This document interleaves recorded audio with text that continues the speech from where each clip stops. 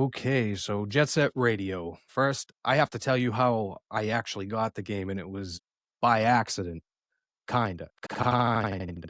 So I was at a friend's house, and I remember it was, like, on a shelf for, like, months. I was always going to this kid's house after school just playing games, and what actually caught my eye was Sega GT 2002 because it was for the original Xbox when it came out, and it was when Xbox was still hot. It had just come out, and I had seen this game just sitting there, so Yeah, it was a launch title, I think. yeah, and I was like, "Oh, it's like 2 games in 1." So I actually had more interest in Sega GT 2002 before I actually saw Jet Set Radio. So I'm not gonna lie, I pilfed it off him, and I was like, "He ain't gonna play it, I'm gonna play it." So, You stole it. I did. I was a dirty thief, okay? But I'm not like that no more.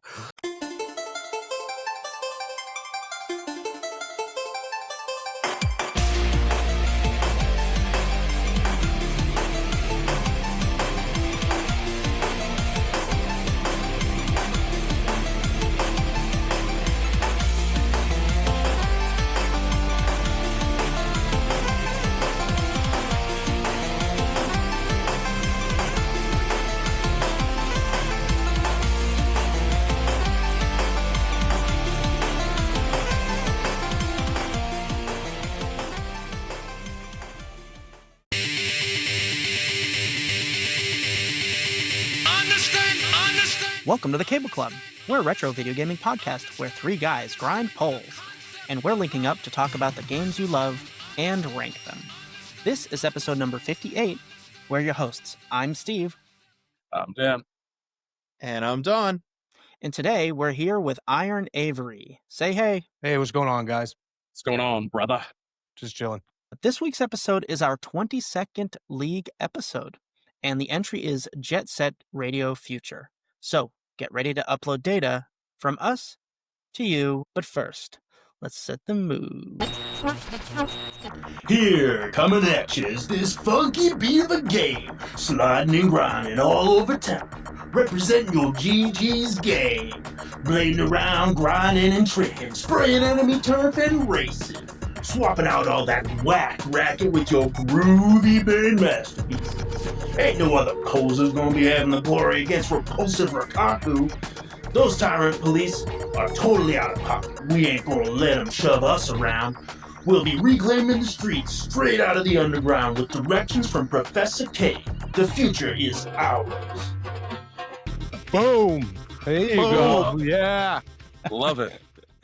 Anybody else feel like Professor K has a face for radio? Absolutely. He's Yeah. the guy with the big puffy white hair, right? Yeah. And the weird whiskers? Yeah, the I don't know if you DJ know, dude. it's- Yeah, he's the man. I didn't know him actually by name, but okay. Yeah, he's the informant. Don has some announcements for everybody. I do have some announcements. Let's get into it. So one is, they're both kind of the same announcement, but the league is quickly coming to a close. We're down to our last 4 games, starting with this one. So I'm pretty excited. We have 1 slot left. So if you are sitting out there listening and you want to be that last slot, contact us before we fill it. If you're hearing this, it's already been 3 days since I've said this. So hurry it on up. Get in that email. Email us at thecableclubpodcast@gmail.com or become a Discord member and start talking to us over there. We can get you on the show.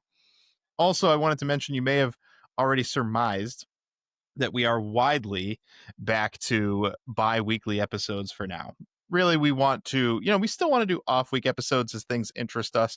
We're 3 old, busy guys, and we want to make sure that we bring you organically good content, things that we're excited about talking about, as much as we can in our busy lives. So we are going to restrict weekly episodes, at least for now, to things that we do want to talk about. And those are my announcements. So I'm going to kick it off to Dan for our question of the week. Alrighty. Question of the week. Nice and short. Hobbies outside of gaming. I know my brother Joe, you got quite a few, don't you? Why don't you kick us off? All right. So some of my hobbies, I like to hunt. I like to fish. Let's see. Sometimes I, make projects down in the basement with wood and do a little bit of woodcraft. Oh, yeah. I saw that table that you made. Yeah, I built a table out of oak and stuff. It was heavy as a bastard. It was probably like 500 pounds. Wife dropped it on my foot. It was a great time. Yeah. But yeah, I got that sucker upstairs. What else do I like to do? all kinds of stuff. Even Yeah. I do it for work, but I also like to make stuff out of stone around the house. Like I'm going to do some walls and stuff around the house. Yeah. Keep So kind of busy. you recently just got your turkey hunting license? Yeah. Yep. Yeah. Did you bag a turkey yet or what? So that was an experience. I went out with my buddy. He was, an avid hunter. So this kid's idea of Is he dead? no, sorry, didn't mean to Okay. talk about him in the past tense. No, so we went out in the woods, but this kid's idea of turkey hunting was like, all right, so here in my eyes, I'm picturing like, we're gonna go out in the woods somewhere, probably kind of deep out in the woods, right? No, this kid's idea of turkey hunting was kind of like in a neighborhood. So I'm like, okay, here's Joe with his little shotgun, first time out there hunting, And then he's like, all right, we're gonna sit here. I'm like, I'm pretty sure there's houses like all the way around me, but not over in that direction. Meanwhile, dude, you don't realize how pissed off like squirrels get when you're sitting out in the woods. Like we weren't even sitting there 10 minutes. Dude, first I swear to God, he was up in the tree. He comes down, he starts going, yeah. I'm like, oh my God. I'm like, and then I hear crickling over here. I'm like, oh my Jesus Christ, there might be a turkey coming over here. Now I'm getting screamed at by the friggin' squirrel up in the goddamn dude. And then it came down the tree, poked its head out like this from the tree. He was like, ah! I'm like, oh my God. Dude, I thought it was a haunted forest. He's dodging to our left. Legit. I was like, yeah, he's telling everybody we're here. He's friggin' telling on us, What a Yeah. snitch. Yeah, bastard. But that was one of my first hunting stories. Glad I could share it. So you're still Fair gonna enough. get a turkey. You'll get one. Oh yeah, and then who knows? Maybe put it on the wall somewhere. I don't know. It'd be The kinda cool. turkey. Yeah, I'll just nail just nail it up there. I'll just be swaying. yeah. Right after Or you get it. that squirrel, Yeah, right next to him, peeking out. Do like a rear mount, so it's just the butt and the feathers hanging out. You're like, yeah, that's my turkey right there. Feet hanging down. It's a good time to say the Cable Club does not condone violence against animals. No, but hunting is okay. All right, what do you fellas got? Does podcasting count? No. Yeah. How about being a dad? Does that count? Oh, come on. You got to have one. No, I actually I think I have two. One is grilling, but not just like grilling like to eat. Like I want to be like the grill master. Like I go like do smoke stuff too. Smash burgers. I got like a big flat iron grill outside too that I can do like hibachi and stuff on. Like I'm really into like all things grilling. Like That's pretty I cool. want to be that dad. Yeah. The grill And, master. Yeah, I've been working on it for about 3 years, and I buy new stuff for it every year. I get all excited, and then don't grill as much as I want to every year, but still. And then the other one is I recently got my daughter into karate, Cool. and I used to do karate when I was a kid, so I was like, I'm gonna go do something myself again. So I got into Muay Thai, or that's Thai kickboxing, and it's been a lot of fun. Yeah. So I'm gonna stick with that. I think you said you were doing a little bit of soldering too, right? Remember you did like a Game Boy? Yeah, I wasn't sure if we were going to count that as gaming related, but yeah, I also like doing some soldering too. I have no idea what I'm doing. I'm following directions. But like if you ask me what a capacitor is, I couldn't tell you. I just know where it goes. Well, a So, capacitor, what it is it's a circular device that has plates of copper wound up inside, and what it does is it fills up with energy, and then it releases it all at once. And if the power's off, you can get shocked from it. Yeah. I mean, I guess I was overcharge. kind of on the right track. I assume it was some sort of regulatory device for the amount of power going from the batteries. It'll store to the energy board. and then release it all, and store energy and then release it all. Yeah, there it is. Yeah, so modding is something I'm slowly getting into. So I took do a that. Game Boy SP that was like a total actual beater. mods, though. Yeah, Yeah, and I then thought you like meant on the took it all computer. apart, took out the board, put a new screen in, new buttons, fixed a bunch of old crappy buttons, new shell. It's got like a cool Gengar shell on it, And when you turn it on, the thing is damn beautiful. Like the screen is almost like P on a Game Boy Advance. It's gorgeous. Nice. So and it's super bright, lights up. So yeah, I'm trying to get into stuff like that. There's cool ones for the GameCube and stuff I want to get into. Well, as a busy father that does a podcast, I don't have a lot of time. But if it's not gaming, I was playing Magic a lot lately. And I mean, it is online, but I also have physical cards. So kind of a gaming, like video game, but kind of not. And the other thing that I have is the guitar. I play the guitar. Yep. So I spend a good amount playing that when I have some free time. A lot of thrash metal stuff like Metallica and Megadeth and stuff like that. I can play like 3 chords like really well. That's about it. But Hey, I dabble. all Yeah, it takes to yeah. make a pop Yeah. hit is 4 chords. That's what You I'm just need to saying. get to that fourth chord. Yeah, That's fourth it. chord, and I'll be a rock star. You'll see me next to Taylor Swift. Yeah. Wonderwall. Next up is IronAvery. And maybe no, I'd be like, and I feel it. Look what you made me do. Look what you made me do. Yeah, who knows? When you go in front of Pyro. All right, Dan. All Hobby, right. yeah, Dan. Something other than basement renovation. Yeah. So I've been busy with that this past couple weeks. But I'm like you guys. I got, a 2-year-old. I'm busy, all that. But I didn't even know it was a hobby, but like I guess you could kind of call it that. But I've been picking up painting and like drawing for my little one, and I'm just gonna like show off a couple things that I've done actually. Let me see, because everybody in our family's artistic, so I'm kind of. But Dan never was known for it. Oh. Yeah, I watched right here, but it says my daughter's name obviously. We're going to Oh, put it wow. on the fridge. I have a feeling I've been spelling it wrong. And then we got this. We got Yeehaw. Santa Claus. Very nice. There you go. I'm kind of proud of this one. It's me, Mario. That's gaming related. Doesn't count. So wait, you drew those or she drew those? I drew those, Oh, okay. and I put it on our like playroom. But now for the ones that I painted, Oh, go over here. We got some hot air balloons. hot air balloons. Hey, Nice. that's a start, bro. It's like a nighttime forest. Oh, keep going. Yeah, it's getting better, bro. Yeah, I want to. After he's done showing, I want to show you something because you're gonna laugh. Hold on. We got a nice pond there. pond in the sky. With the and you see the- reflections there. So I know where Dan gets his talent from. My mother painted this not too long ago. That's way better than my Santa. Yeah, but it's getting there, bro. That's where it starts. It's in the blood. Yeah. But heck Well- yeah. Well, there's just one more I wanted to show. All right. I thought it was Atreyu from the No. Never Ending Story. There we go. Nice little campfire in the woods. Oh, it's keeping me warm. I Is like it a- that. Is a Does anybody what? else see something else? Or What is do it you just see? me? What do you All right. see? I'm curious. No.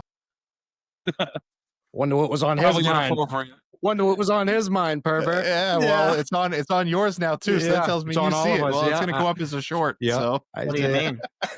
What is it? I don't know. Maybe we gotta look at it again. Does it rhyme with China? Here, somebody get in here. okay, I think there's a theory out there that all art is that. I can picture him painting too. He's like, "Oh, that's looking pretty good," and he's like, "Feeling like Michelangelo, dude." He's he starts painting. He's like, "Dude, this is gonna be like the Sistine Chapel by the time I'm done." It looks like it's that friggin' fire painting. Did you finger paint that one? Ooh, Yeah, Michelangelo the turtle painting that one. we're getting deep on The that other one. Michelangelo. Went right over Dan's head. Did you finger paint that one? Looks like the scene from American Pie. No, I painted it with dead. my tongue. There's Dan on the counter. You're like, "What the hell?" I'm just finger painting. Now that's talent, right? Yeah. there. Becomes famous for it. So I don't know that we have any community answers this time, but I did want to mention that we did start a hobbies channel on our Discord, and we did get a couple of people over there that mentioned that they do some baking specifically. We got I think it's just going to become the cooking channel because all we did was share the food that we've cooked so far. But regardless, stop by there and tell us what you're up to. And post See, some. Heck yeah. I would say that cooking pictures. is a hobby of mine, but I end up doing it out of necessity because I don't want to eat out all the time. And so I You have say to that, cook. So like my parents had to cook and just did. Like my wife said to me the other day that she's pretty sure that we could, with all the recipes I've cooked in the time we've been together, that we could probably eat for around 6 years without ever eating the same thing. That's probably correct. Oh my god. Like I think we went like a whole 3 years and I never cooked the same thing twice. Wow. That's impressive. Like so I've really kind of like explored quite a bit It's over Like that. 1,000 meals. How the hell do you find the That's uses of total protein? opposite Like, from here. It's ADHD, man. I don't know what to say. Going to this guy's house is gonna be like a restaurant over there. You pull We up the have menu. like the same 4 meals like every week. Yeah. Yeah, I'm going to post in the collections my condiments collection because Yep. it's like you buy something for the one recipe you use one time. I've done that like 100 times, and it's just like 2 fridges full of condiments. yeah, those things expire, you know. They So also keep coming back. Is it Taco Tuesday? Yeah, it must be Tuesday. Yeah, you know what's going on. Dude, we do Fiesta Friday, so you don't have to be tacos. We could be nachos or quesadillas or fajitas or any other way that you could mix 7 items. Vaginas. It's like the Taco Bell is like 7 things on the menu, and they just find a different way to put it together. Alrighty. So, are we ready to get into Jet Set Radio? Sure. Let's do it. Ready?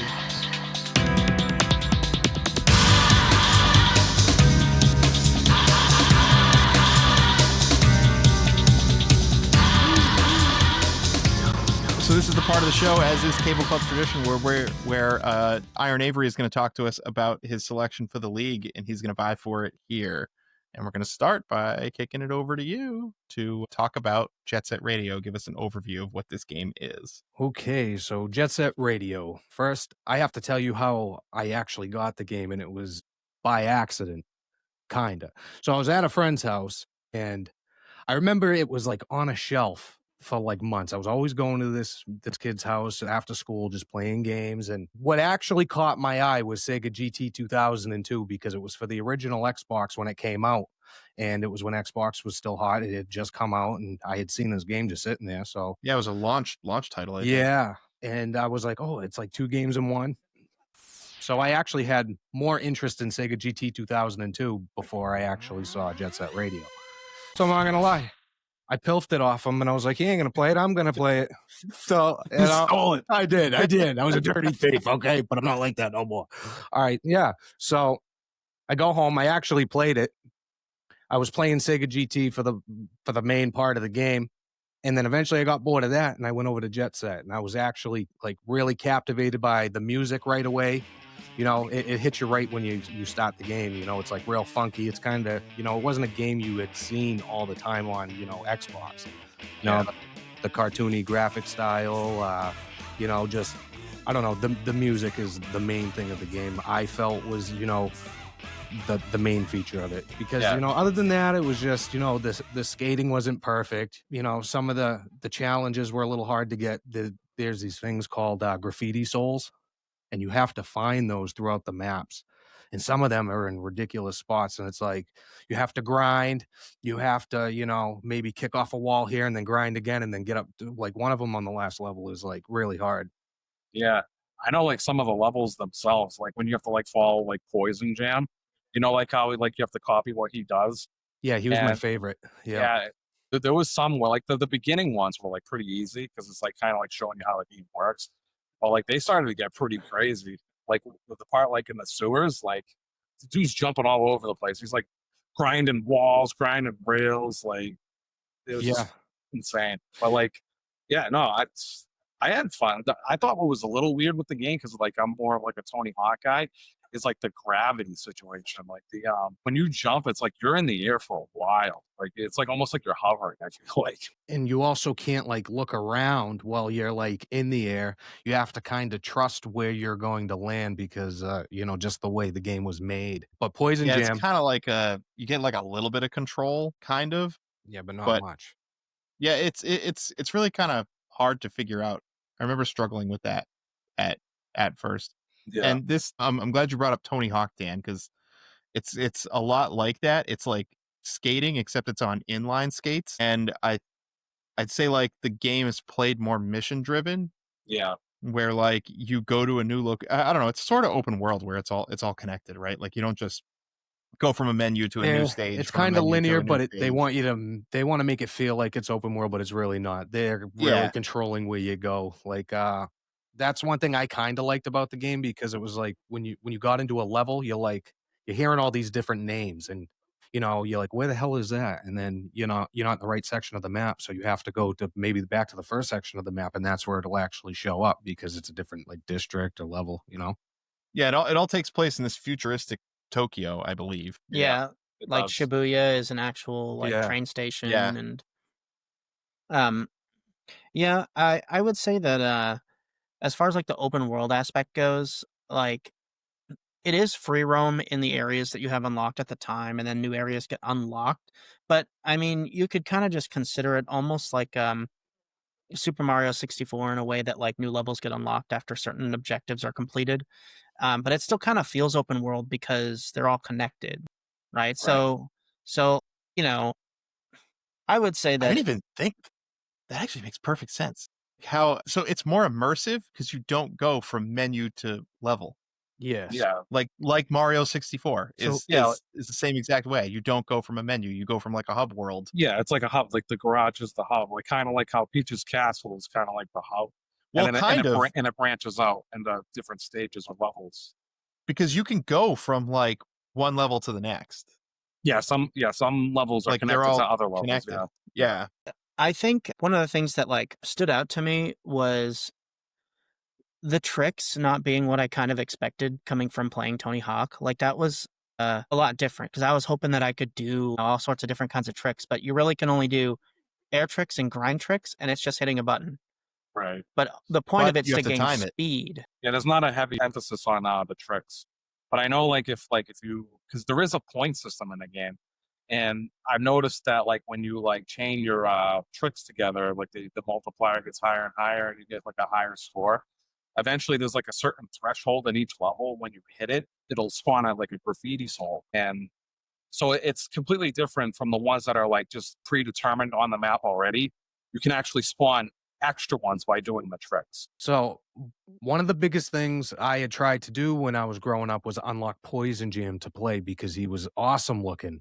And I still have not even done that like today. Like I had made it through the whole story. I've gotten some of the characters, but like Poison Jam has always eluded me. Like he's cool looking. Like I just wanted to, go around and start spraying shit with him. You know what I'm saying? Yes. Is he unlockable? Now I have to look. I think he is. You got There's a lot of characters. Actually. Yeah, I think there's like 24. Yeah, of them. the roster's actually pretty impressive, and they give you some cool ones like right off the bat, but you got to do some extra stuff.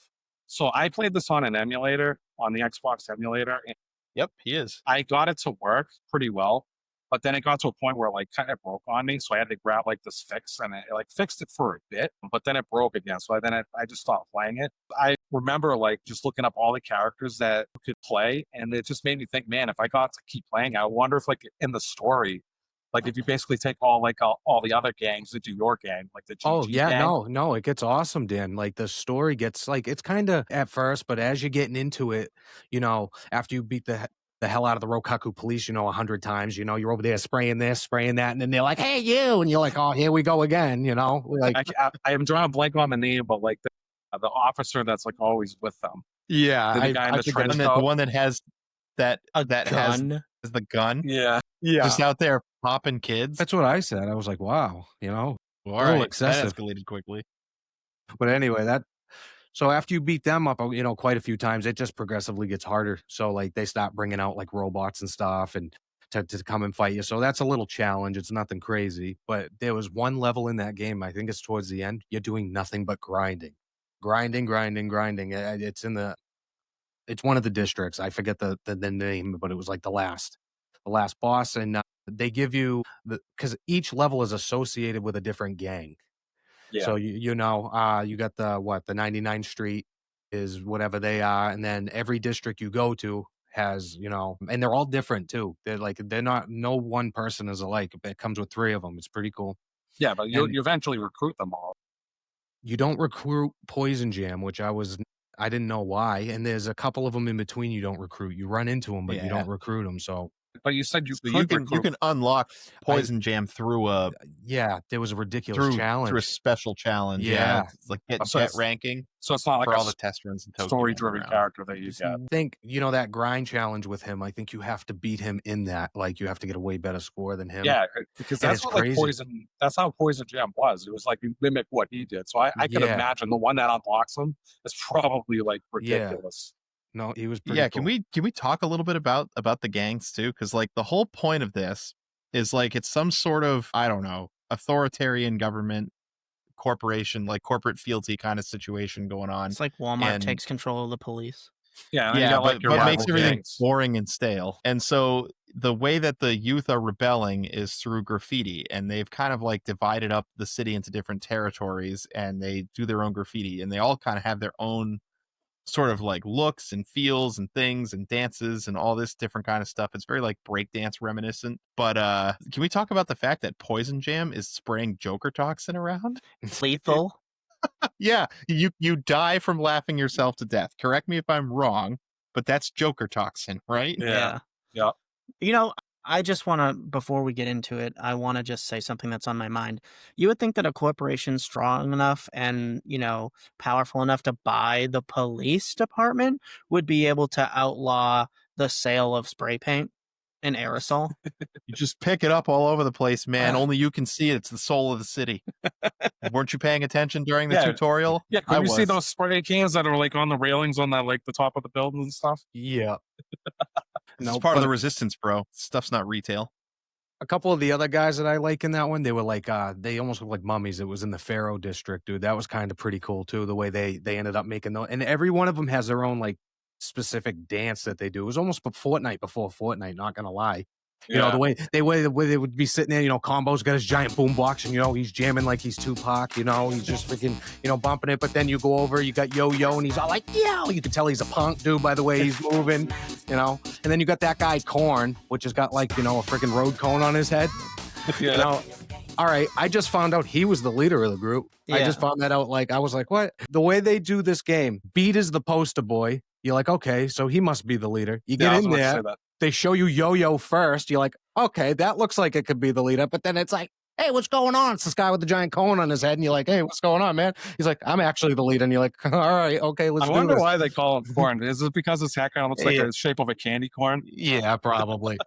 I try not to ask at this point. Is the artistic direction is so far over my head. I'm sure. Yeah. I'm sure I won't understand. B was my favorite because he kind of reminded me of Proto Man from Mega Man with like the glasses. Yeah, I can see that. Yeah, I actually played as him 2 reasons. One, his voice actor is the same voice actor of Sonic in Sonic and the Black Knight. I didn't know that prior to playing this game.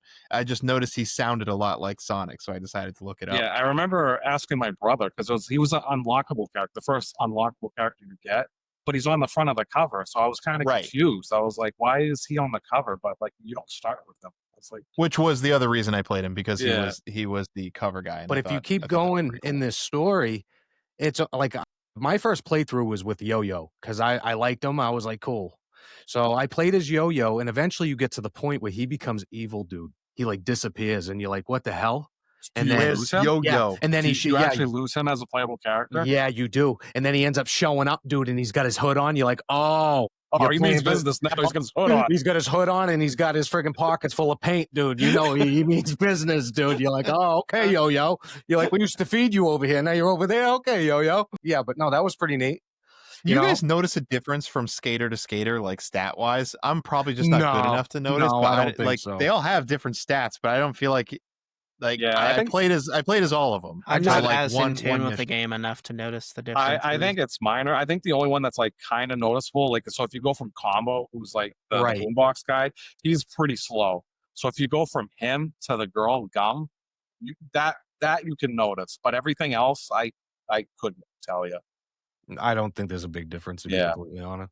It has to be like a drastic difference between the stats for, in my opinion, for it to be even like a little bit noticeable. The controls just in general, I feel like took a little bit of getting used to, like turning and cornering and turning like completely around 180. Like you have to remember to hit the Y button and flip around. Yeah. And interestingly enough, this game in 2002 won Platformer of the Year, which I find to be like, that's crazy. Kind of crazy, because I don't know if I would call this a platformer. Maybe it speaks to how garbage Super Mario Sunshine was, right, and bolsters my theory of not liking the GameCube. I mean, I guess I could see it if it was like an Xbox only thing on the Xbox platform, but like period, I don't know, man. Well, 2002 was a notably weak year, just saying. Well, what made the game popular was all the funky music in there too. It's like addicting. Like it's got like a cult following, dude. That still listens to that music. When did Prime come out? I don't remember. I'm not sure. 2002. It did, yeah. But I would say that was better. I don't know. It's more of a platformer than this is, I would argue, but it's obviously not in the platformer of the year Yeah. See, with category, Jet Set right? Radio's music, it wasn't like, your standard video game music. Oh, It wasn't no. like, it's not like that, Yeah, like legit, like Pong, Yeah. but you get in there and, it starts you right off with the music with the guy coming in and giving you a huge introduction like a DJ and telling you what's going on, around Yeah. the place, so you know what you're jumping into. And His then voice actor is having the time of his life. Just saying. absolutely. Yeah, the guy. Like he loves it. Some Yeah, of Canada. that music is wild, dude. Like Oh, yeah. the one that's like coming to my head is like, the Asian one, I think it was. You guys Oh, know- yeah. With the Asian chick screaming in the background, like extra salt, extra sugar, extra MSG. Yeah. Actually, I was Place like, your what is- bets. Place your bets. Yeah, please your bets, everyone. Hello, LSI. Yeah, that's personally one of my Hold your hand. I want to be the same man. Yeah. Yeah, I actually like a lot of the music. I unironically flipped that soundtrack on a couple times while working. There's this week. one, Yeah. it like twinkles, it goes boom, and it goes, you really turn me on. It doesn't, it's like boom, boom, boom, boom, boom. You're like, all right, I'm gonna go spray paint some stuff. So I think aptly this soundtrack was made by a bunch of indie artists, but notably Ad Rock and Mike D of the Beastie Boys I in know. their own single, not under the Beastie Boys, but under their own single endeavors, did music for this too. And Yeah. honestly, the appearance of this game hits you like a truck. It like does. This whole game from start to finish, I would argue is probably a Mike D fever dream for sure. Oh yeah. Yeah, Like, I think he was this under is the what Latch Mike D Brothers or sees all the something. time. Yeah. Yeah. Yes. Yep. Exactly. Like, what kind of genre would you even place that music under? Because it's like, it's almost like a techno, but a disco with Yeah, it's got a funk bit- and little bit of soul everything. mixed into it. Yeah. I But would it- just probably call it like electronic funk. You think Yeah. so?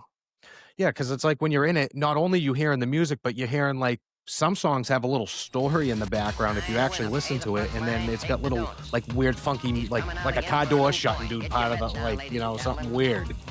Like a spoon hitting the table would be Yeah, like no effort was Right. spared. Like Right. I think of artists like the Beastie Boys, but I think of Vanilla Ice. I think of like Beck. Like those are the That's a kinda good one. art- Yeah. right? Kind of like these are maybe like Cage the Elephant a little bit. Like I'm thinking of like these real like offbeat sound. Oh, Sublime. Sublime would be Absolutely. a Yeah. really good one It's up there with that. to kind of think about when you think about the way that this music sounds. But one thing they don't have is that Jet Set Radio Funk, bro. They don't No, have they I don't. mean it's That's like what its own separates thing, it. but it is really high energy. I don't know. It feels good to listen to it while doing something else because it really like gets you pumped up. And Yeah, working. it does. It's just Yeah. it's weird music. I enjoyed the music. Some of them were questionable, I will say. Like that Asian one I was talking about, but other than that, it's pretty good. It's not all my particular taste all the time, Right. but it is enjoyable to visit for sure. Yeah. All right. So I gotta ask you guys, did you guys make a graffiti at all? Like I didn't even know I could do that. So yeah, you could actually customize your own graffiti, which I thought was pretty creative for a 2002 game. It's That you it's could- hidden in the game's features if you don't like actually go in and like explore, because some people wouldn't know to. Yeah, it's that robot the one Yeah. that you save with. Like he's got a bunch of like menus and options that you can go through. One of them is like creating your own graffiti. Yeah, I didn't know. So I saw you could like if you got the graffiti souls, you got different designs, and I saw you could like pick different designs based on the kind of graffiti. You're saying this is something else? So yeah, so you can actually just draw one if you want, or you could just have like preset ones with like you were saying, like with like pictures and stuff, and you can just add like different pictures to different sizes. So you have like, I want to say you have like 5 different sizes. It goes all the way up to like triple XL, double Yeah. XL, and so on. And each of those you can have like a preset icon that you can put on there, or you could just like create your own. Which So is this like a Mario Paint sort of situation, or like almost, what's the? yeah.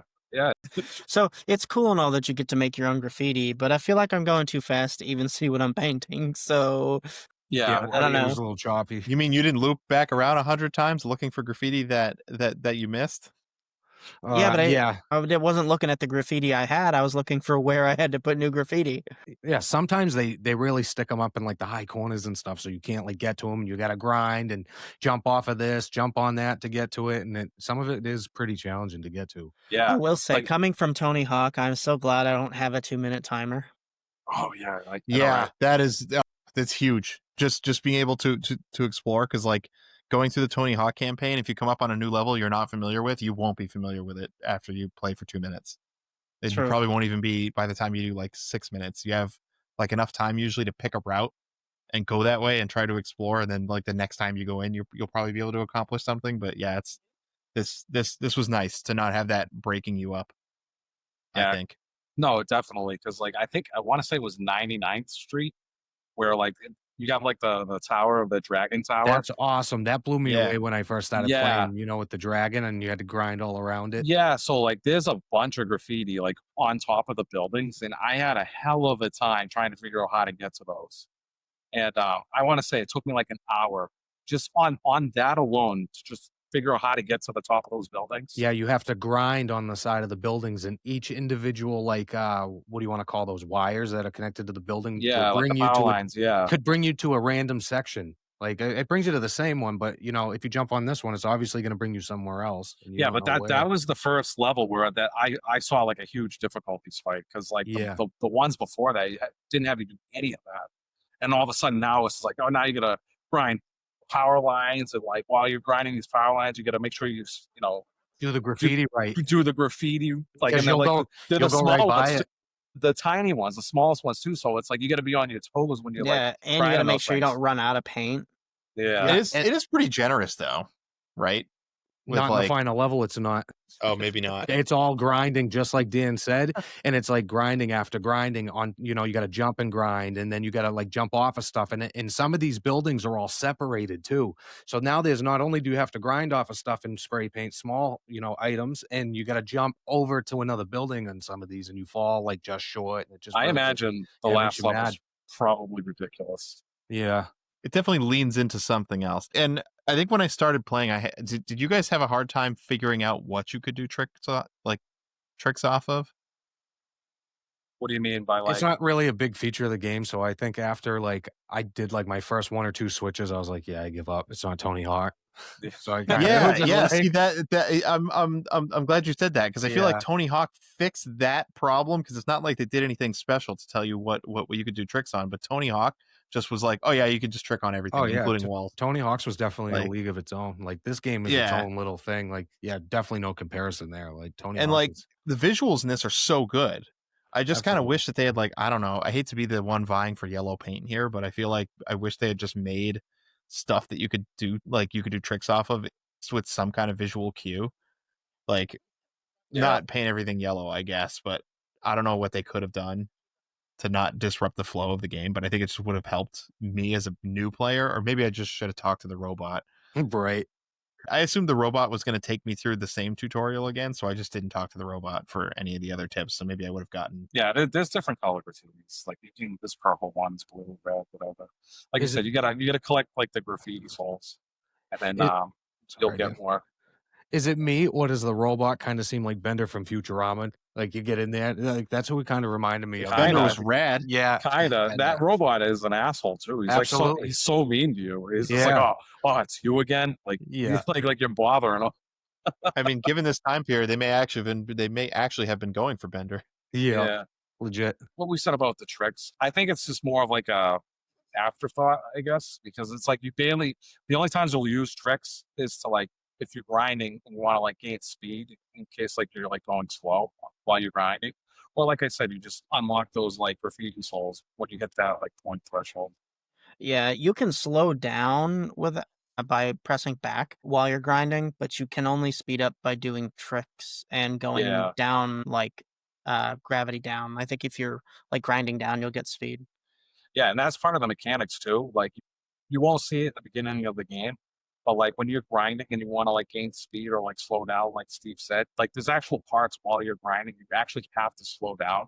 So like you'll jump off the rail and then you have to hit this like board to like grind off of, and then you'll just jump on another rail. So like if you're going full speed, you'll just completely gap that whole like that billboard that you're supposed to grind off Oh, of. absolutely. So like there's a lot of like it gets like pretty intricate. Like when you get further and further in the game, you have to like use everything available. I was going to say maybe I'm just bad, but I did not have a problem with going too fast. Yeah, well, so Like like that was not my problem. well, you know, I guess I kind of to Sorry, going too slow was Yeah. not my problem. Like I was equating it to I played a lot of Mario Kart 8, and on the 300cc, even if you like drift perfectly, if you're going too fast, you're still going to go out off the road. So you have to brake while power drifting, or else you're just going to Yeah. get caught on the sand. So like you have to control your speed in this game Yeah, to stay on rails. Yeah, exactly. Because there is some jumps you have to do that to like I want to like when you're following Poison Jam. There's some couple of those where they get insane, and that's like there's parts where you have to slow down. So like because it's like the gravity's like you're on the moon, so it's like if you jump at full speed, you'll just like gap the whole thing that you're supposed to like land on. So funny story about that. So last night I was playing it for a little bit, and I'm all excited because I haven't played it in a while. So right at Shibuya Terminal, when you're about to get combo, you have to follow him and you have to gap a bunch of stuff. It was very, intermediate. So Yeah. my kid comes over and she's like, "What are you playing?" I was like, "Nostalgia," It's exactly what I said. And I was like, "Give it a try." So she's trying it. She's going around. She's kind of liking it until she had to chase combo down, and she was like no, because it was right at the end. Like she gets all around. She goes up and over the light post, coming around. You got to jump off a ramp, and then she was overflying the ramp every time. Oh yeah. Boom! I'm like, dude, you got to like aim down a little bit. Comes off the ramp, hits the ground. I'm not doing this. I'm done. I'm Yeah. going back to Fortnite. Yeah, pretty much. I was like, okay, it wasn't just me. And that, ladies and gentlemen, is why lives in video games are important. So if you're Yeah. one of those, teaches you an important lesson. Bro, that was the original game for crashing out in, because you'd be, going in, and then, like you said, you'd overshoot your gap, and then maybe, you wouldn't get that graffiti soul, and you're like, oh. And then sometimes they get you because you'll get like to the edge of the building, and then you fall right down. So Yeah. they give you a little taste of it, and it's like, come on.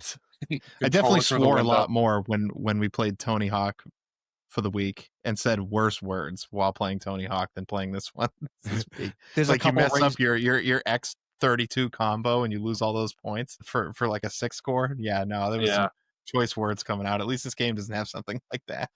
There's a couple races in that game where like they get ridiculous. There's one, I think, where she is faster than everybody. She, you'll be in the race, and if they run into you, dude, they like stop you for a minute and they get way ahead of you, and then they're grinding, they're jumping off of stuff. It doesn't matter how you beat them, but sometimes they get so far ahead of you. Like there was one, Poison Jam was definitely one of them I was stuck on for a while, because they like expecting you to remember how to do all the stuff that he's doing, and it's nothing. It's serious. He's like jumping from here to there. He's grinding, and now he's jumping off again, and then he stops, and then you gotta just repeat. The camera angles make it a little bit rough too. That too, because it doesn't really. This game would have benefited tremendously from a mini map. I think yeah, so. definitely. That was one of the things that I wanted in this game. I didn't too. even notice that for the longest time, believe it or not. It didn't have a mini map. Yeah, back then you didn't, I think mini maps were not like super, they're like super common. Hold up there. Rein yourself in, okay? This is 2002. We're not playing on the SNES here, okay? Mini maps were a thing for a long time. They were just getting cheap. Take it easy. Take it easy over there. Like, we're gonna watch them struggle to get that last graffiti soul on the top of the dang building. StarCraft has a mini map. It does. I think Spyro the Dragon has a mini map. I don't remember. I don't think so. Legend of Zelda, or at least Ocarina of Time, and Doris Master. Wind Waker has a mini map. Yeah, there's no excuse. Made the same. Yeah, no, get out of here. With Step up your game. Yeah. Jet Set Radio. Yeah, but name a Sega game that had one. Sega. Fair. So I do hear that they potentially are coming out with a third one. It's in talks. I don't know how serious it is, but that would be cool to see something. Wasn't there like a spiritual successor made by the same people or something? Didn't they like make another game, but it's not under the same franchise? Yeah, I think it's is it Bomb Rush Cyberpunk? Is that the name of it? I thought that one was indie. That sounds familiar. I don't know. I'm not so sure. You experimented also trying to scratch this itch with some other games, right? Yeah, for a while actually. There was a couple games that had come out that just didn't even come close, except for Bomb Rush Cyberpunk. Is that the name of it? I'm pretty sure that's it. Yeah, that sounds familiar. Yeah, but someone in our Discord mentioned that too. Brad from the Arcadiology podcast mentioned that too. I got maybe a couple hours into it. It felt like Jet Set Radio right out the gate. Like the way it handled, the music was different, but it wasn't what I craved, obviously, because you want that original music. That's like so important. But they did a great job with the character selection, but the one thing that they added that was kind of weird was bikes and skateboards, and they were using rollerblades. Yeah. So they kind of just gave everybody what they wanted. It Yeah, sounds like everyone yeah, who's into it this was skating different. type game. Yeah, but it was pretty much the same thing. The story when you first get into it's a little complicated, but the main character reminds you of Yo-Yo and be like put into one. It's weird. I don't know how to explain it. I didn't get too far into it. I'm actually going to give it a playthrough here in a few weeks just to, see what it's actually about. But I like the updated graphics. It absolutely felt like old style Jet Set Radio. Kind of that cell shaded look. Yeah, they did it and it's smoother. Like even the jumping, it just felt more natural, optimized for our current systems that we have. Yeah, you're not moon physics as much. Yeah.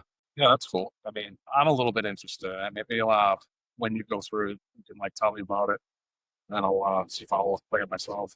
Yeah, it almost looks like it pretty much emulates Jet Set Radio Future. So it just different story, but with Jet Set Radio, you want the original story that goes along with it. Yeah, I wish there was better ways to play it, but it's like if you don't have an original Xbox, there's not like a better way to play it, because like the emulator, in my opinion, it's a little scuffed. Yeah, It's it like, doesn't do it justice at all. like what I was saying, like it's just too glitchy. Like I had to stop playing it because I was just getting annoyed with like trying to get it to work. So I was just like, what, I got to the sewers. I mean, I guess that's good enough for now. Because there'd be parts where like I would get through like a whole level, and then I would swap to a different world, and I'd be stuck on a loading screen. And I was just like, it gets dude, really good after the sewers, Dan. Like you're kind of missing out. Like that last level is like crazy hard. It would take you some time to get through it because you're falling and all that other good stuff. yeah. So. I do have to say that you are saying about how you have to have an original Xbox to play it, but they are so widely available. You could buy like an original Xbox for $30 and Jet Set Radio for like maybe $20. No, I know they got one So, of those. That's down crazy. the road. Really? I No, didn't. yeah. I didn't realize. You get all Actually, that for that this cheap. one, this CD is super cheap. So cheap that I picked it up at a booth at a con, which are usually more expensive. I picked it up for 10, but they gave me a free game with it.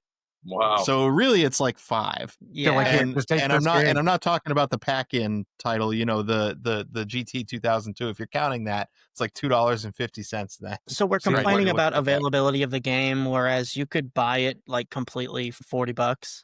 I think it's the console and the game. practicality of going to go get an Xbox, and then hook it up to your TV and go An through all old that. TV, because most of the old Xboxes used to have like a whole contraption to set up to your TV. You had to have the box and the cables and the cable box to go with the cable. I mean, I don't know. I have an AV to HDMI converter already, Awesome. so it's easy Yeah. for me. It's only I like actually played it on $15. a 360. So interestingly enough, the 360 as a software platform is still somewhat supported by Microsoft. So Yeah. you have to download a patch to play old Xbox games on it, but you still can in 2025. That's exactly what I did. I hooked it up to the internet. I went to go play this game. It was like, hey, do you want this update?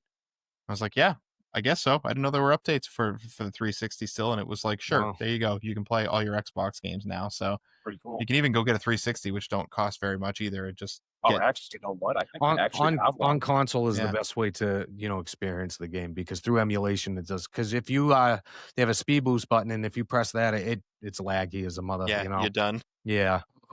You say it's the opposite. You're actually moving in slow motion instead of fast motion. You're like, what the heck? And God forbid if you're in the air, because now you're going far and you're lagging, and Might be helpful.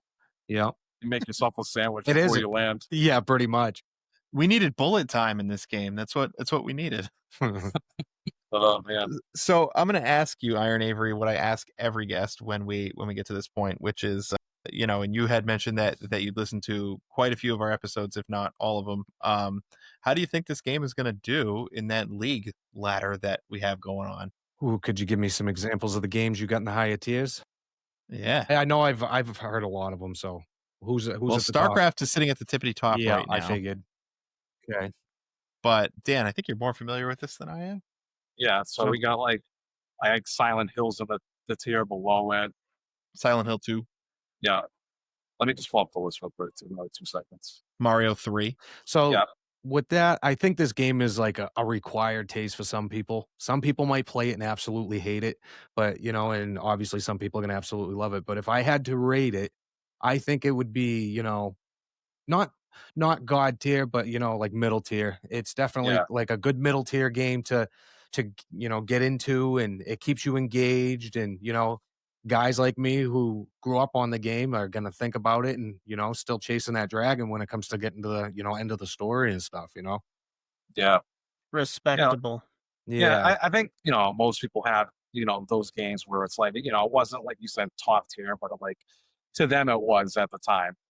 Like to me, so like for example, like Legend of Dragoon was a game that I played when I was younger. And in my head, I feel like that's like, no, I wouldn't say top tier, but I think it's like pretty high up.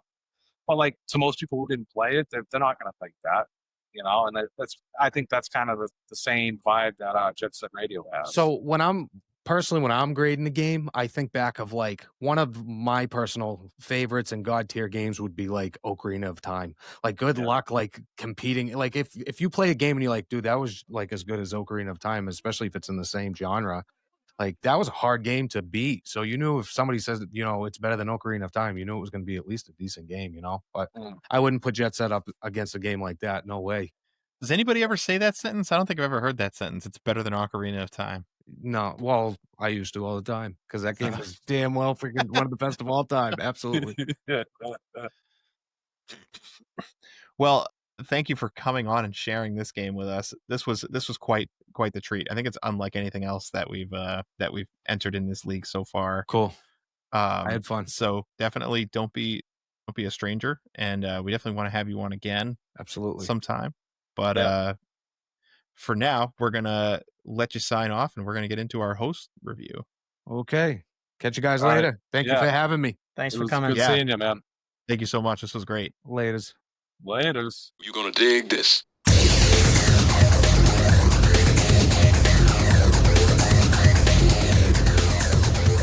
Alrighty, so I'm going to get our plugs in before we move on to the host review, of course, because I got to. So we are the Cable Club Podcast. You can find us wherever you listen to podcasts. If you're listening to us on one such listening platform right now, consider hitting the subscribe button. Get us right into your feed. We post on Monday nights, which feeds nicely into your Tuesday morning commute. Or, as we just recently found out, it's a great podcast and a great show. Listen to our sultry voices while winding down at night. You could also consider becoming a member of our Discord. Come hang out with us over there. Come play the game for 2 weeks with us over there. We find ourselves on the gaming couches quite often, or just chatting as the days go by. And you can also find us on YouTube. You can come check us out. Dan does a pretty good job with the visual aspects of the show over there, and you could leave us a subscribe there. We also are campaigning right now for reviews. We need them reviews, folks. If you're a longtime listener, look at where the part of the platform is that you leave reviews or just ratings, and leave us some kind of commentary, or sell us a little bit if you like us, or leave a 5-star review, or leave a 3-star review and tell us what we're doing wrong. We will take that and we will improve as a show. But for now, we'll get back into Jet Set Radio, and I do want to start with, speaking of stars, I want to go around the table, that is to each one of you. If you could give this game a star rating, how many stars out of 5 would you give it? Halves are okay. Oh, Half halves are okay. For me, I think I would give this 2. Just an even 2 out of 5. Okay. Yeah, I don't. It's good. Like, there's a couple of things that and maybe this is wrong of me, but like, I keep comparing it to Tony Hawk. Maybe that's not a good idea, but like, there's just some things that just kind of irk me, where it's like, I don't like that how points are just like are just like an afterthought. The whole like moon gravities kind of throws me off. There's been so many times where I would miss a jump because it's just like the hang time, and it's just the whole timing is just different in this game, and it definitely takes time to get used to. I think the biggest elephant in the room for me, but Steve kind of remedied it with just the availability with Xbox, just being able to play it, because like I tried playing it on an emulator, and there's still not up to standards of like say SNES or whatever, because like there was times where it was just like glitching out. Like I'd go to like a loading screen and it would just like get hung up on there. And there was a bunch of times where I'd lose progress. So like I said, I eventually just stopped playing because I just didn't want to deal with it anymore. But I don't know. What do you think, Steve? So I think, Number of stars. well, yeah, I was going to get there. Thanks. You're I welcome. 5 think stars. that I'm gonna sit at like a 2.5, right in the middle. I think Really? is good. Like, Maybe I'm Dan's like upset about this half a star that you gave it I- over I- his score. He's I like, honestly- really? Like he's so incredulous over that. I don't know. You guys were like talking about this in the Discord and you were like dumping on it so hard. I thought you guys were gonna give it like a 0.5 or something. oh no. Yeah. So where else are you going to get an experience like this? So you have to look at the game as what it is. Like, you could play 100 board games, but there's going to be one that's like different. And I think that this kind of scratches like this weird in between itch where you're not going to experience this anywhere else. And I think Maybe. that's, well, Tony Hawk. no, that's not even the same. I don't know why. I don't keep feel like it comparing has the same vibe as Tony Hawk. If they had done Tony Hawk in this style, dude, Tony Hawk would be like StarCraft level. You think so? Oh yeah, Maybe. if they had like just like tricked out and cell shaded all the people in it as caricatures of themselves with totally like rad custom soundtrack and a story like an actual story, not like a tournament, and like an open world skate to different areas and no timer. Fair like- point. Yeah, I could see it. Yeah. Tony Hawk where- would be like up there with StarCraft. We'd all be playing Tony Well, Hawk. hold now. on. You got Underground kind of. That's kind of like in that vein. I don't know. I've never actually played it.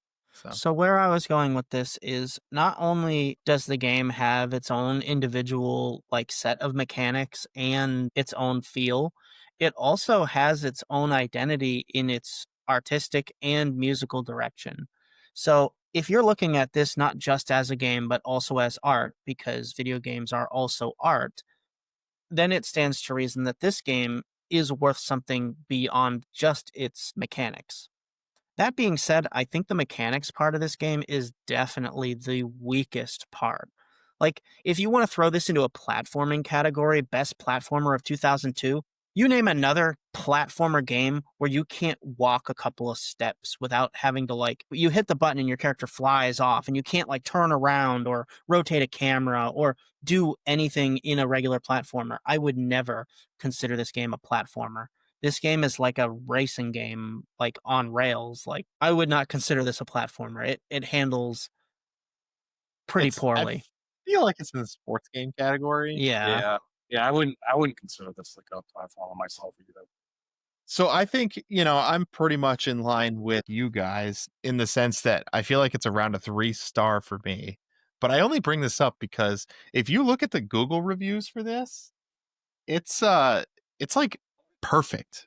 It's 4.9, but then I don't know if that's a bug, because if you go and you search the reviews, you don't find reviews that are less than 5 stars. Like you It's gotta can be only the filter. like cult following. It has to be, It's the nostalgia.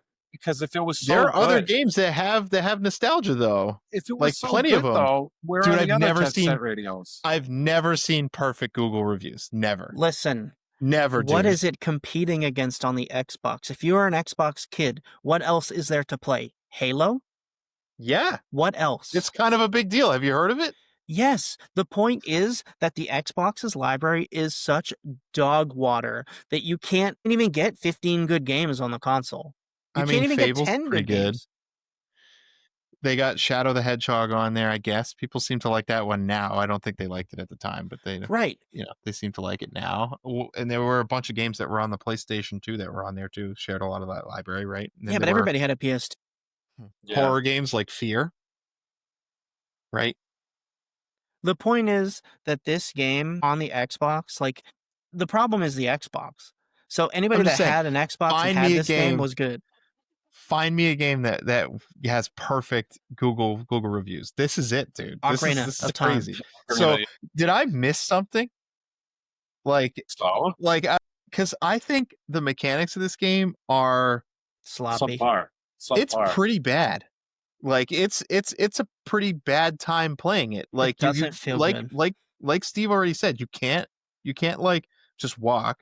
Like, you have to skate everywhere. There's definitely plenty of platforming elements. Dan's mentioned the hang time several times, which is really annoying. If you're The tricks are grinding not on a obvious. rail and you want to jump off onto a platform, your moon physics are such that you fly way off in a different direction. Like, you can't control your character like a platforming game would, but they expect you to play platforming games in you this. have to change your whole mindset for this game because of like the whole physics are just different from other games. And like maybe that's it. Maybe I just didn't put in enough time. Maybe if I had put 20 hours into it, I'd be like, oh yeah, this is 5 stars.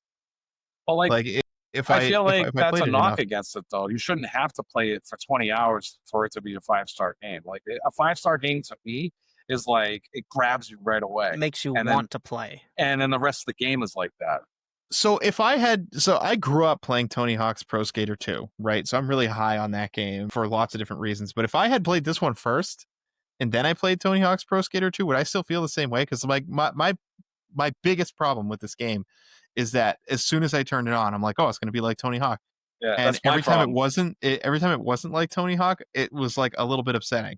Yeah, exactly. Like gameplay wise, because I feel like Tony Hawk's handling is so good, and I feel like the handling on this is maybe it's not bad, because like if I watch people play, like I watched a long play, and it's smooth, and the level's designed really well. You can tell like it basically goes around in a circuit as long as you know what you're doing, and you can make those jumps. And I think it probably has something to do with speed control that I just wasn't as good at managing, because like when I play Mario Kart, there's no brake button, so I just don't do that. I go as fast as possible, or as fast as I feel like I can handle, right? But maybe that has something to do with your jump distance. But like stuff like the tricks, I felt like were not obvious, and all I wanted to do was tricks, and I was just met with that like buzzer sound where like you can't do a trick, and I'm like, I don't understand why can't I do a trick? What's the matter? Yeah.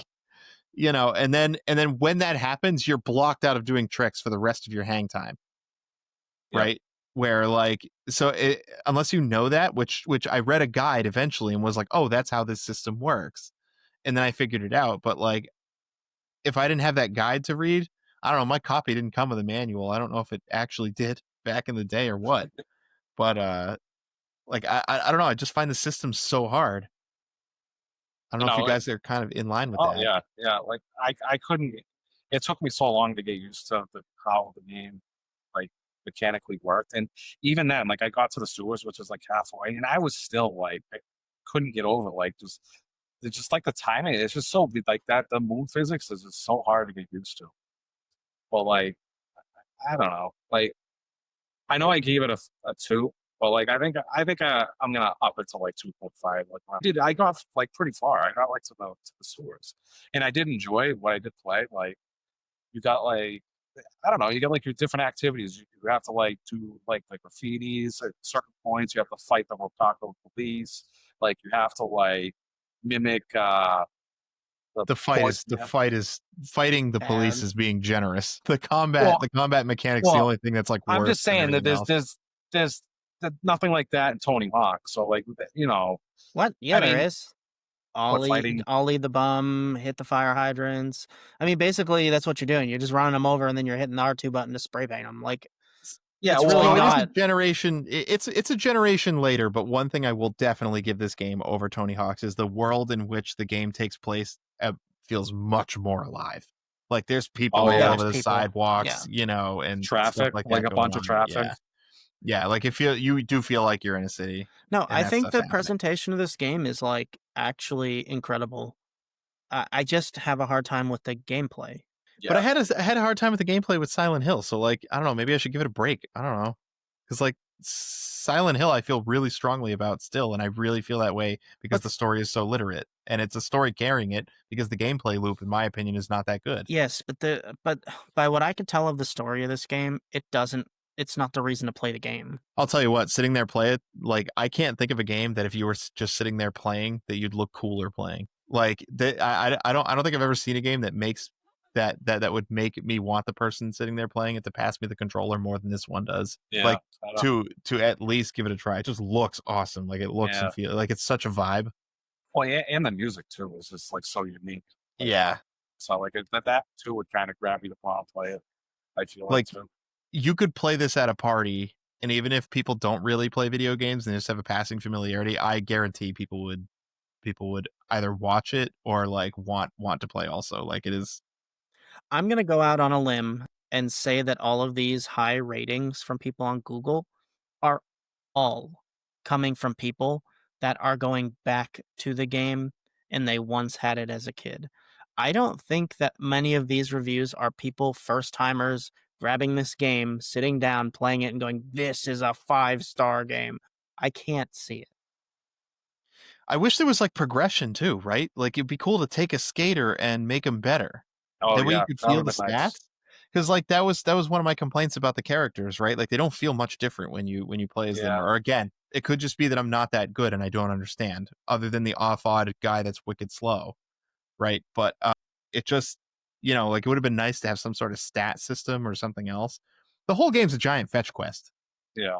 Like The all of only it. progression is like grabbing all the characters. I feel like. Oh, the graffiti souls, right? So you have to do tricks. That, and Yeah. just grabbing all the characters, like just under your gang, whatever you want to call it, your turf. But I don't know. I feel like it was one of those games you had to have been there to really appreciate it for what it was. That's what I was trying to say. Yeah. Maybe. I don't know. It's crazy. It's crazy. Crazy world we live in. Yeah, because I remember like my brothers would playing this game all the time and they loved it.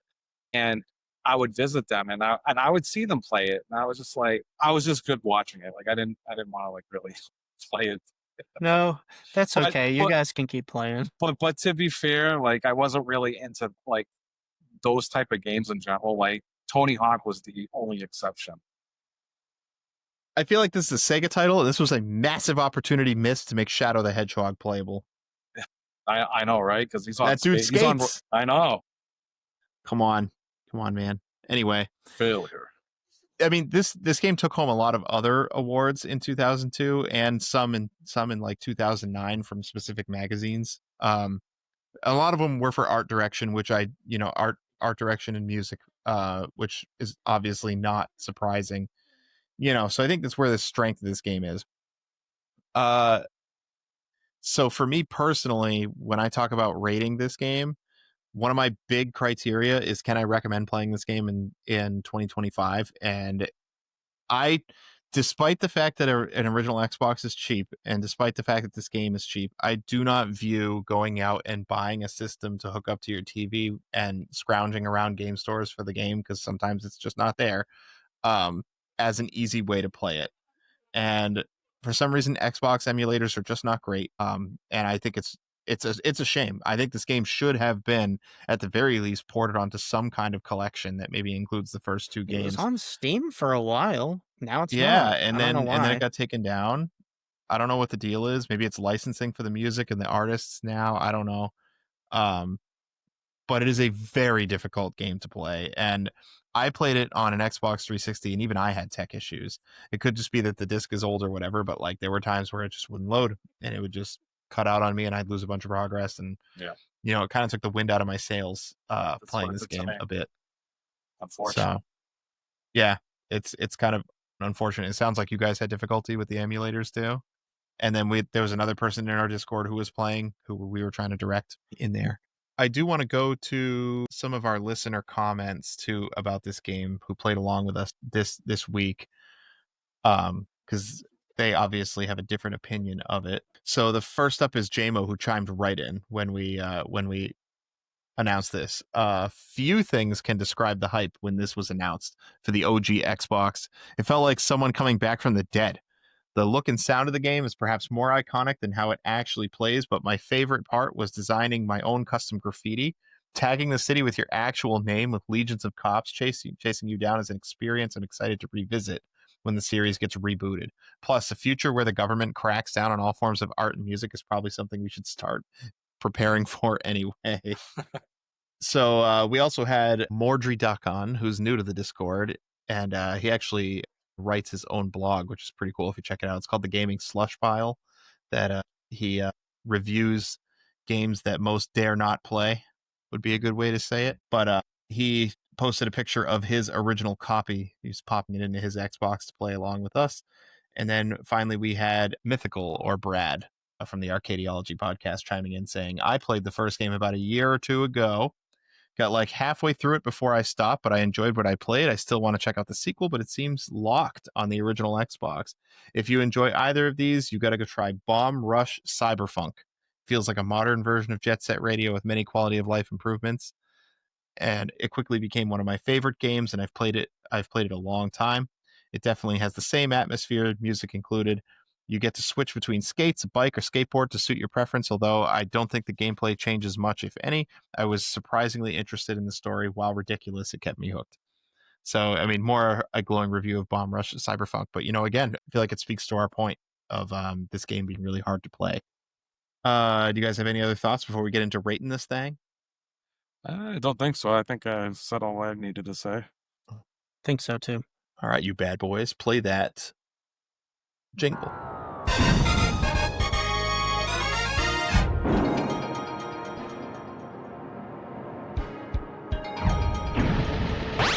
This is the part of the show where we take the game that we've been playing for the last 2 weeks and we put it into our patented Retro Game League. If this is your first time joining us, this is how it works. If this isn't your first time joining us, I don't know, skip like 10 or 20 seconds ahead and you might be able to skip this explanation. But we take the game and we sort it into one of 5 cups. I know these look like tiers. They're not. They are cups. And what we're going to do is at the end of this league, we want to have 5 games in each cup. We'll have played a total of 25 games to populate this league list. And we're going to have our audience and whoever they can get vote on the game's American Idol style. And there's going to be a winner in each category. They're going to win some pretty awesome prizes. We've got like a title belt for someone who wins the whole thing. We've got some awesome golden cartridges for the other categories. Maybe there's secrets inside. So yeah, it's all in good fun. So we will take the new game, Jet Set Radio Future, and we'll place it into whichever of these cups that we find to be most appropriate. Now, the interesting thing is, because there can only be 5 games in each cup, if we placed it in a cup that is lower than Master Ball, then we are going to have to bump some games up because all these lower cups already have 5 games in them. And that's where things get to move and shift around and get dicey. It does. Fellas, who wants to start us off? Who wants to fire the first shot? I feel like it's Dan's brother, so if someone's going to break his heart, it should be Dan first. Right? What do you mean break his heart? What if I wanted to throw this in Master Ball? I don't know. Do you want to throw it in Master Ball? Good thing we have some gatekeepers here. No, you're not wrong, Don. I do feel kind of bad, but I don't think it's Apricorn, personally. I do think it's going to land in Pokeball, Icy Pokemon, Suikoden, Zelda Oracle of Ages, and Legend of Dragoon. Those games I just mentioned, I would play over Jet Set Radio Future.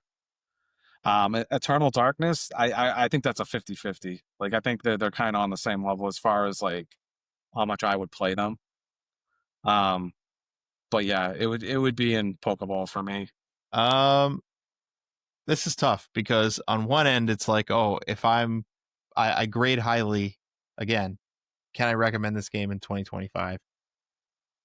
And I feel like although it's difficult to play, yes, I still can, right? So then I look at the games in Apricorn and I think to myself, okay, am I more likely to remember to recommend one of those games than I am Jet Set Radio Future? And for its vibes alone, I would say the answer is probably no. Personally, I enjoyed probably playing both.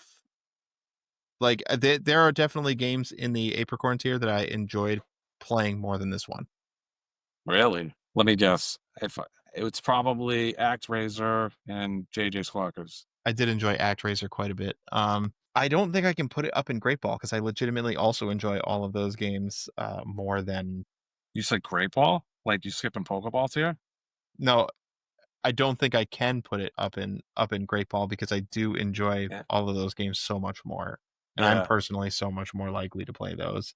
Yeah. So I think it's going to have to be Pokeball for me too. Just because it's so much less niche than everything that's in Apricorn. If there was someone that I knew would enjoy ActRaiser, like if I knew they were that kind of person, I would recommend to them ActRaiser over Jet Set Radio probably.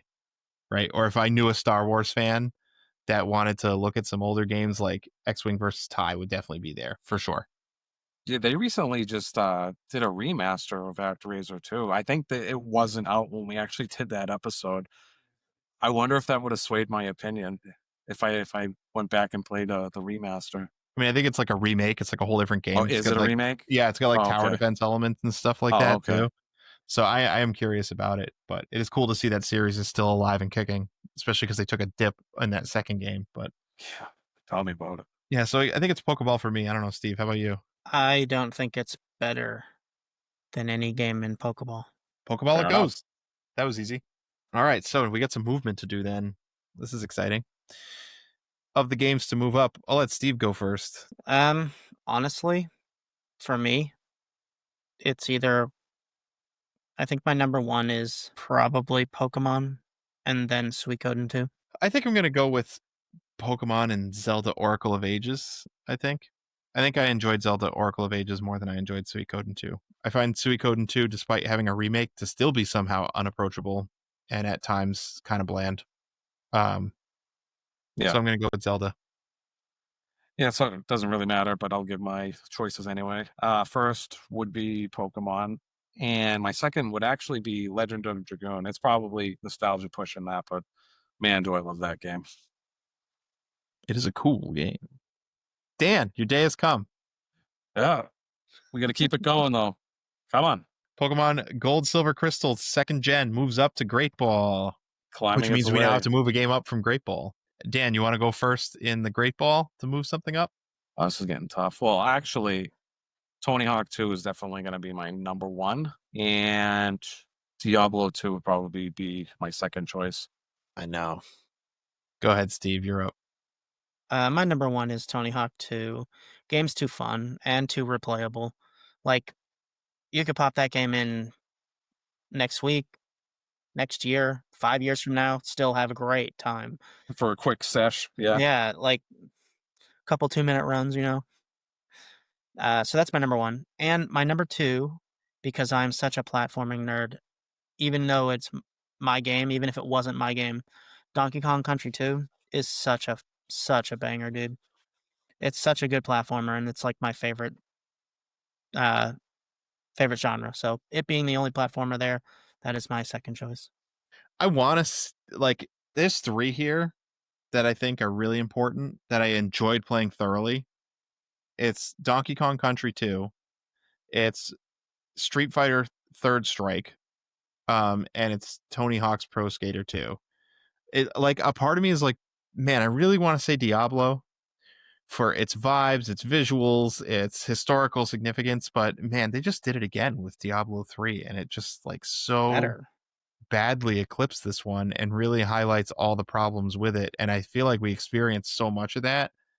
You know, it almost feels like a crime that it's down there because it's such a significant PC title. But again, with such a strict upgrade on the market, like I just don't feel it. So yeah, I'm right there with you guys. I feel like and of those three games, I think Tony Hawk's Pro Skater 2 is like the most likely that I would just pop in to play. And Street Fighter's probably up there too. If one of you guys was like, "Hey Don, you want to play Street Fighter tonight?" I'd be like, "Yeah."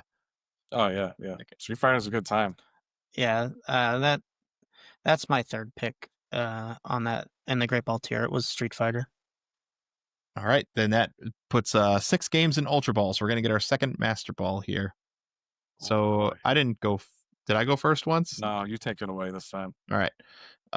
For Master Ball, I am going to pick. I have not picked my own game yet during this entire league.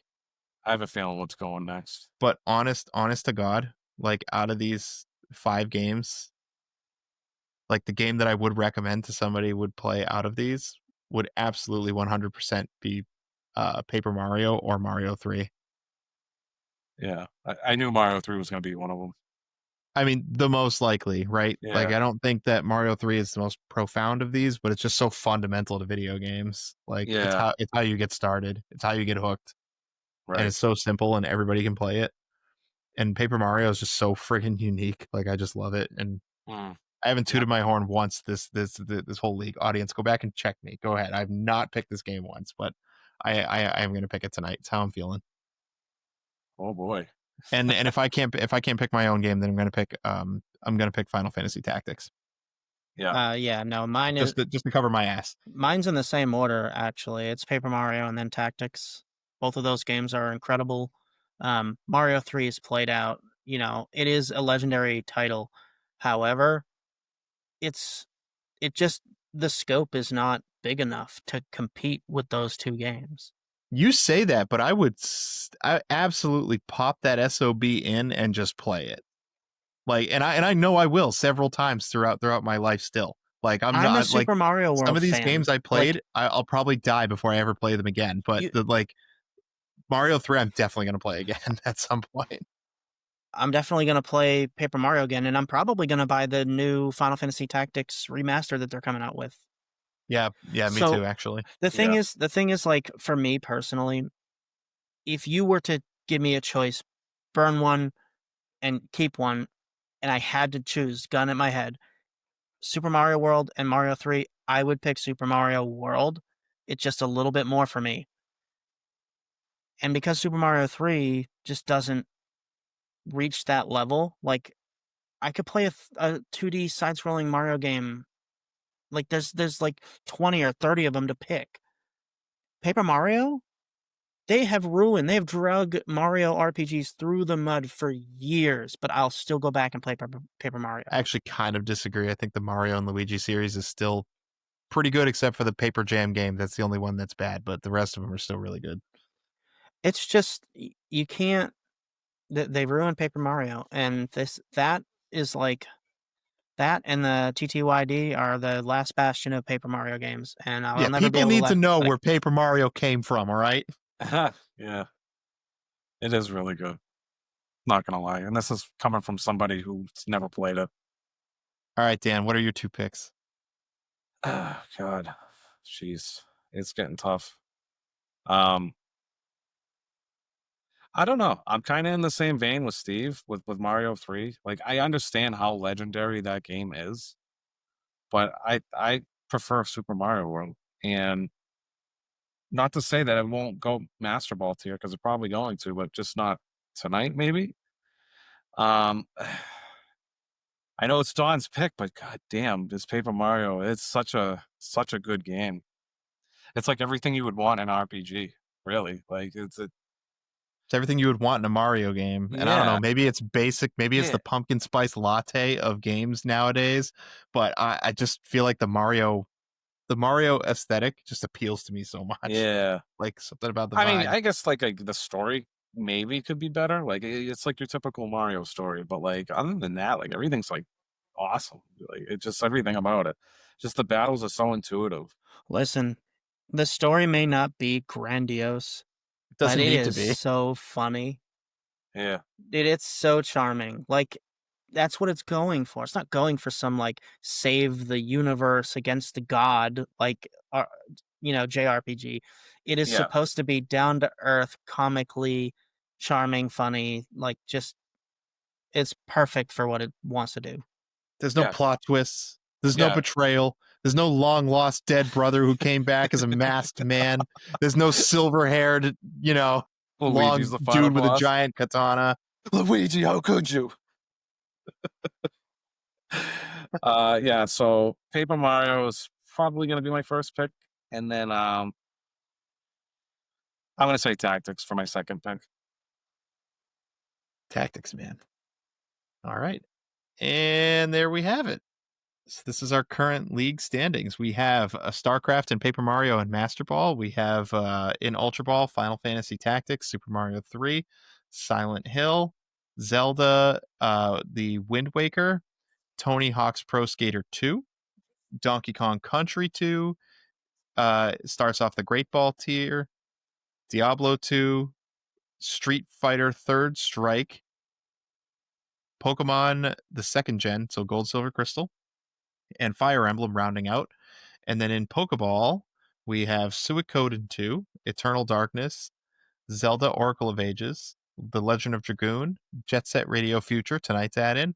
And then in Apricorn, we have X-Wing versus TIE Fighter, WCW versus NWO Revenge, ActRaiser, Mega Man Soccer, and JJ Squawkers.